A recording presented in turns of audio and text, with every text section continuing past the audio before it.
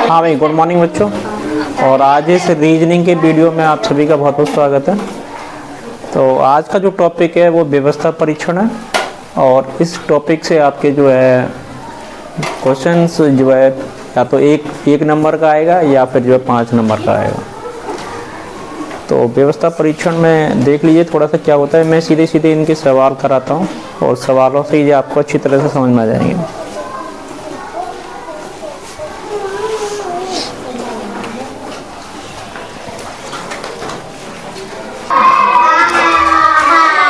हाँ भाई, इन सवालों में जो है देखिए बच्चों, इन सवालों के अंदर है ना कि बच्चों का या तो बायां क्रम दे रखा होगा या दायां क्रम दे रखा होगा तो बायां पूछा जाएगा, या दोनों दे रखे होंगे तो कुल विद्यार्थियों की संख्या पूछी जाएगी। बायां दायां देकर नहीं तो अगर ऊपर नीचे का क्रम दे रखा होगा है ना, ऊपर से इतना है तो नीचे से इतना है तो टोटल बताइए, या टोटल दे रखा है और ऊपर का दे रखा है तो नीचे का बताइए। ये चारों तरीके के सवाल हैं, बस अंतर इतना है जहाँ बायां दायां यूज़ होगा वहाँ ऊपर नीचे यूज़ हो जाएगा सवाल के अंदर।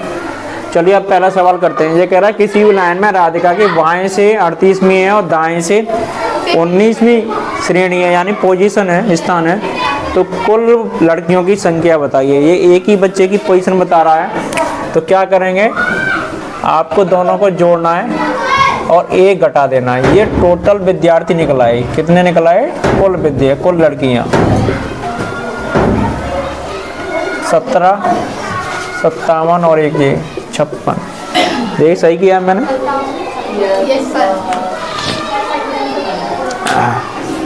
आगे देखिए, किसी भी रेखा में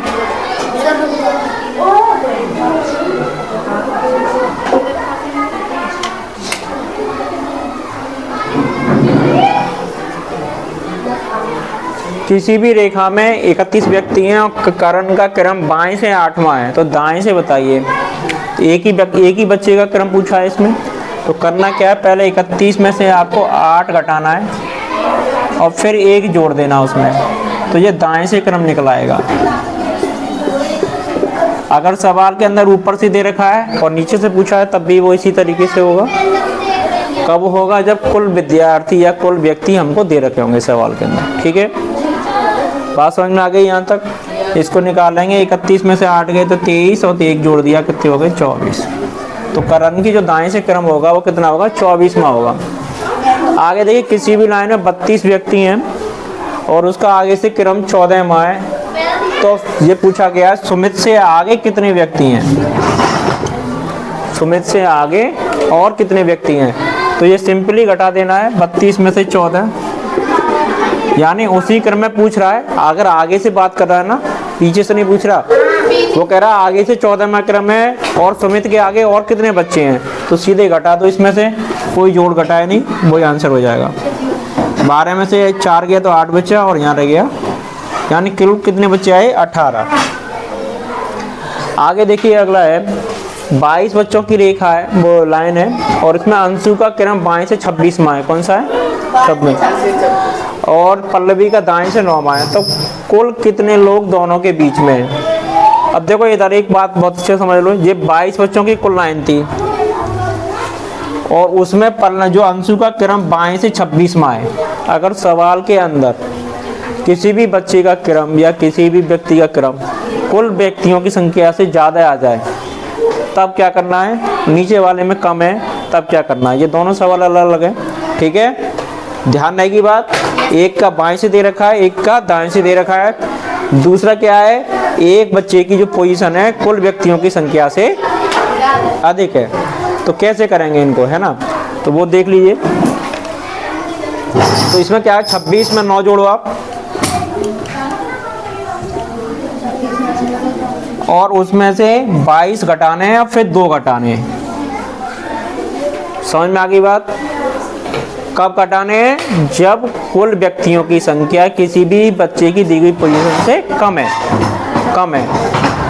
तो इसको आप जोड़ेंगे, 35 और 24 घटा दीजिए, कितना आ जाएगा, 11वीं पोजीशन आए। तो 11 व्यक्ति या 11 बच्चे ऐसे रहेंगे जो इन दोनों के बीच में बैठेंगे। आगे देखिए इधर ये कुल 85 बच्चों की लाइन है और इसमें 24वीं और 19वां क्रम दे रखा है, ठीक है। और पूछा क्या है, कुल कितने व्यक्ति जो है इन दोनों के बीच में बैठे हैं। तो 85 में इन दोनों को जो पोजीशन दे रखी है 24 में और 19 में, इन दोनों का जोड़ आप 85 में से घटा देंगे।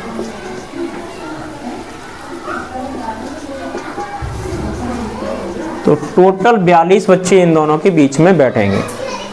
ये सवाल समझ में आया आपके? अच्छा, अब एक और सवाल देख लीजिए। हाँ चलिए, छोटा सवाल देखिए। ये कह रहा किसी रेखा में वंशिका का क्रम बाएं से 15वां है और चंचल का बाएं से 35वां है, तो दोनों के बीच कुल कितने छात्र हैं? इसमें क्या टोटल छात्र आपको नहीं दिए गए है ना, कुल छात्र नहीं दिए गए, और दोनों का क्रम बाएं से है। देखो करेंगे क्या, इसमें 35 में से 15 घटा देना, ज़्यादा वाले में से कम वाला घटा देना। तो 35 में से 15 घटाए कितना आया? 20, और जो उत्तर आए उसमें से भी 1 घटा देना है। तो उनके बीच में कुल कितने बच्चे बैठे रहेंगे? 19। ये तरीके थे इसमें, और ये तरीके किसके थे? जब सीधी रेखा की बात हो रही है। अभी एक वृत्त वाला सिखा देते हैं, हालांकि बहुत कम आता है वो, तो वृत्त वाला भी सीख लो अगर आ जाए। हाँ भाई देखो बेटा, ये है एक गोलाकार मेज का क्वेश्चन है, और ये आपके पेपर में आ जाए तो है ना, थोड़ा टफ पड़ता है, लेकिन अगर आ जाए तो कैसे करेंगे? अगर आता है तो कम से कम 3-4 क्वेश्चन आएंगे। देखिए बेटा, ये पहले इसको वृत्त को बना लेना है। टोटल कितने हैं इसमें? 8 हैं, तो इसके 8 खाने आप बना लीजिए इस तरीके से।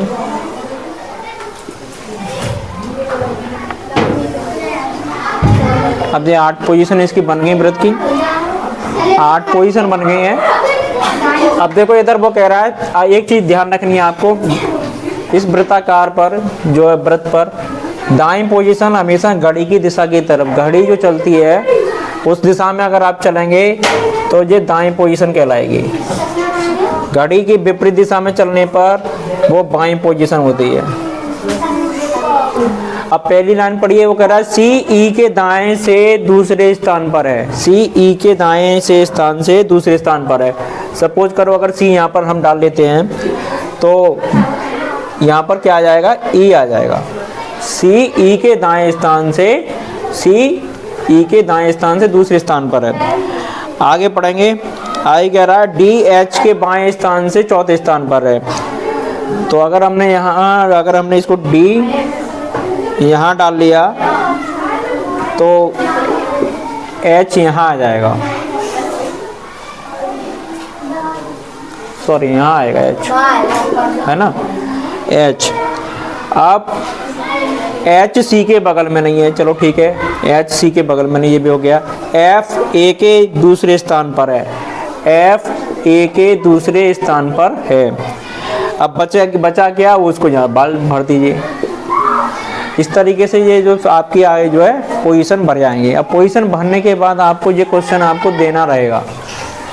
अब वो कह रहा है एफ के बाईं ओर बगल में कौन बैठा है? एफ कहाँ है? एफ जे। घड़ी के चलने की दिशा में बी आएगा, घड़ी की विपरीत दिशा में बायां आ जाएगा।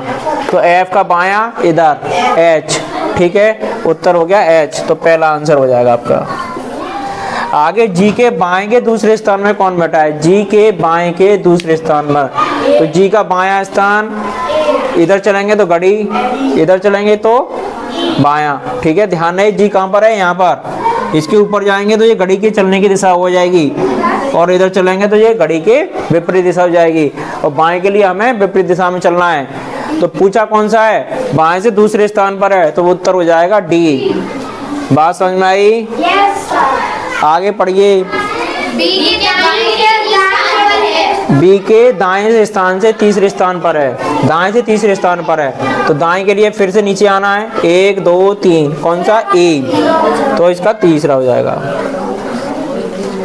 तो इस तरीके से अगर आपको कोई सर्कुलर यानी कि पोजीशन का, वृत्त की पोजीशन का कोई सवाल आ जाए तो उसको आपको इसी तरीके से करना है। ध्यान रखना है घड़ी के चलने की दिशा में दायां, और घड़ी की विपरीत दिशा में उसका बायां है, ठीक है। अगर भूल जाओ तो एक चीज ध्यान रखना, जहाँ खड़े हो वहाँ घड़ी के 12 बजा लेना, यानी जिस तरफ आपका मुंह है उस तरफ घड़ी का कितना है? 12, ठीक है। जिस तरफ कितना है? 12। अब घड़ी जिस दिशा में चलेगी वो दायां और विपरीत दिशा में आपका बायां हो जाएगा। इस तरीके से इन सवालों को कर लेना।